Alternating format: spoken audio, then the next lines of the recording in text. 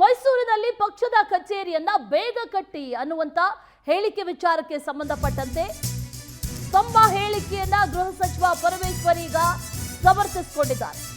ಮೈಸೂರಿನಲ್ಲಿ ಪಕ್ಷದ ಕಚೇರಿಯನ್ನ ಆದಷ್ಟು ಬೇಗ ಕಟ್ಟಿ ಅನ್ನುವಂತ ಮಾತನ್ನ ಹೇಳಿದ್ರು ಗೃಹ ಸಚಿವ ಪರಮೇಶ್ವರ್. ಈಗ ತಮ್ಮ ಹೇಳಿಕೆಯನ್ನ ಸಮರ್ಥಿಸಿಕೊಂಡಿದ್ದಾರೆ. ನನ್ನ ಹೇಳಿಕೆಯನ್ನ ನೀವು ಸರಿಯಾಗಿ ಅರ್ಥೈಸಿಕೊಂಡಿಲ್ಲ. ನಾನು ಸದ್ಯದ ರಾಜಕೀಯ ಪರಿಸ್ಥಿತಿಯ ಬಗ್ಗೆ ಮಾತಾಡಿದ್ದೇನೆ. ಪಕ್ಷದ ಅಧ್ಯಕ್ಷರು ನಾಳೆ ಬದಲಾದ್ರೂ ಆಗಬಹುದು. ಆ ಕಾರಣದಿಂದ ಕಚೇರಿಯನ್ನ ಬೇಗ ಕಟ್ಟಿ ಅಂತ ಹೇಳಿದ್ದೇನೆ. ಮುಂದಿನ ಬಾರಿಯೂ ನಮ್ಮ ಸರ್ಕಾರವೇ ಅಧಿಕಾರಕ್ಕೆ ಬರುತ್ತೆ ಅನ್ನುವಂತ ಮಾತನ್ನ ಹೇಳಿದ್ದಾರೆ ಗೃಹ ಸಚಿವ ಪರಮೇಶ್ವರ್. ಮೈಸೂರಿನಲ್ಲಿ ಈಗ ಸ್ಟೇಟ್ಮೆಂಟ್ ಕೊಟ್ಟಿದ್ದಾರೆ, ಸಮರ್ಥನೆಯನ್ನ ಮಾಡಿಕೊಂಡಿದ್ದಾರೆ. ನಿನ್ನೆ ಪಕ್ಷದ ಕಚೇರಿಯನ್ನ ಆದಷ್ಟು ಬೇಗ ಶಂಕುಸ್ಥಾಪನೆ ಮಾಡಿ ಅನ್ನುವಂತ ಮಾತನ್ನ ಹೇಳಿದ್ರು. ಆನಂತರ ಸಾಕಷ್ಟು ಅನುಮಾನಗಳು, ಪ್ರಶ್ನೆಗಳು, ಚರ್ಚೆಗಳು ಎಲ್ಲವೂ ಕೂಡ ಆಯ್ತು. ಈಗ ಸಮರ್ಥನೆ ಮಾಡಿಕೊಂಡಿದ್ದಾರೆ.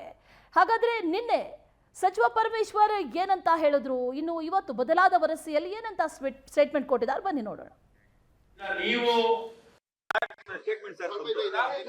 ಅಭಿನಂದನೆಯನ್ನ ಹೇಳ್ತೇನೆ, ಆದಷ್ಟು ಶೀಘ್ರವಾಗಿ ಫೌಂಡೇಶನ್ ಹಾಕ್ಬಿಡಿ. ಯಾಕೆಂದ್ರೆ ಈಗ ಹೇಳಕ್ ಆಗೋದಿಲ್ಲ ಹೆಂಗೆ ಏನೇನು ರಾಜಕೀಯದ ಪರಿಸ್ಥಿತಿಗಳು ಆಗ್ತವೆ ಅಂತ ಗೊತ್ತಿಲ್ಲ. ಆದ್ರಿಂದ ನೀವು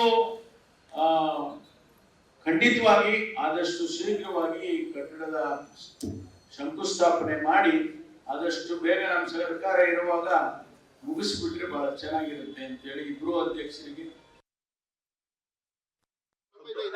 ಇಲ್ಲ, ಅದು ಯಾಕೆ ನೀವು ತಪ್ಪು ಅರ್ಥೈಸ್ಕೊಂಡಿದ್ದೀರಾ ನನಗೆ ಅರ್ಥ ಆಗ್ಲಿಲ್ಲಪ್ಪ. ಬೇಗ ಮಾಡಿ, ರಾಜ್ಯದಲ್ಲಿ ರಾಜಕೀಯದ ಪರಿಸ್ಥಿತಿ ಆಗಿದೆ ಅಂತ ಹೇಳಿದ್ರೆ ಅದಕ್ಕೇನು ಅರ್ಥ ಕಲ್ಪಿಸಿದ್ದೀರಾ ಗೊತ್ತಿಲ್ಲ. ಅಲ್ಲಲ್ಲ, ಅದಕ್ ಮುಂಚೆ ನಾನು ಮಾಡಿದ ಮಾತುಗಳು ಯಾವುದೇ ಕಾರಣಕ್ಕೂ ಭಾರತೀಯ ಜನತಾ ಪಾರ್ಟಿಯವರು ಏನೇ ಪ್ರಯತ್ನ ಮಾಡಿದ್ರು ಸರ್ಕಾರನ ಬೀಳ್ಸಕ್ಕಾಗೋದಿಲ್ಲ ಅಂತ ಹೇಳಿದೀನಿ. ಅದು ಬಿಟ್ಬಿಡ್ರಿ ನೀವು. ಲಾಸ್ಟಿಗೆ ನಾನು ಬಿಲ್ಡಿಂಗ್ ಕಟ್ಟೋದು ಬೇಗ ಕಟ್ಲಿ ಅಂತ ಹೇಳಿ ಆ ಅರ್ಥದಲ್ಲಿ ಹೇಳಿದೆ ನಾನು.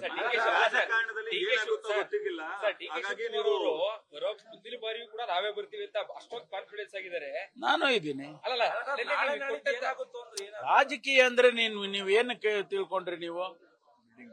ಅಲ್ಲ, ಬೇಗ ಬಿಲ್ಡಿಂಗ್ ಬರ್ಲಿ ಅಂತ ಹೇಳಿದ್ ಇನ್ನೂ ಚೆನ್ನಾಗಾಗ್ಲಿ, ಮತ್ತೆ ಇನ್ನು ಪಕ್ಷ ವಾಪಸ್ಸು ಬರ್ಲಿ ಅಂತೇಳಿ. ಈಗಂದ್ರೆ ಬೆಳಿಗ್ಗೆ ಮಾತಾಡುವಾಗ, ಸಂಜೆ ಮಾತಾಡುವಾಗ ಮೊದಲನೇ ಪ್ಯಾರಾದಲ್ಲಿ ಏನ್ ಮಾತಾಡಿದೆ ನಾನು?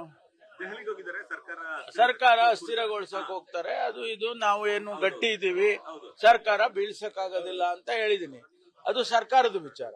ಇದು ಪಕ್ಷದಲ್ಲಿ ನಾವು ಬೇಗ ಕಟ್ಟಬೇಕು ಅಂತ ಈಗ ಅಧ್ಯಕ್ಷರಿದ್ದಾರೆ. ಬೇಗ